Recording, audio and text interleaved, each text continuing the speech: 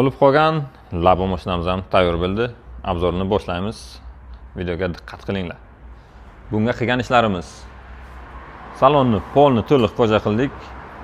Apishkalarimiz gubkalik bo'ladi. Tikishlarni o'zimizning trenddagi dizayn bu. Ko'pchilikka manzur bo'lgan bir xil salonni dizaynisini bir xil qilib chiqarib berdik.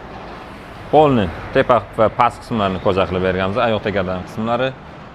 Sidenamizni bitta ko'rsatib o'tamiz. Qop-qora qilib chiqonlarni bir xil dizaynda, orqa qismlarini ham koja qilib, tomlari bilan bir xil qilganmiz. Bitta pargalonligini ham ko'rsatib o'tamiz. O'zimizni logoni ham urib berganmiz.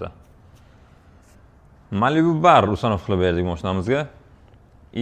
E'tibor bersangizlar, knopkalari oldinda, bu stikla podiyomni qilganmiz. Oldinlarini, knopkalarini mana shu yerda joylashtirib berdik. Richaglarni ham ustanov qilib berganmiz. Bitta lelonim qilib berdik mashinamizga. Bitta tarpeda chixol, rulimizni qalin qilib, o'rtasi bilan qop-qoragina qilib qoplab berdik. Kimgadir mana shunaqa xizmatlar kerak bo'lsa, bemalol avtolastorga murojaat qilaverasizlar. Harakat qilamiz hamma mashinani qo'ldan kelgancha sifatli qilib berishga. Labo chakalar bo'lsa, mana shu videomizda tashlab qo'yamiz.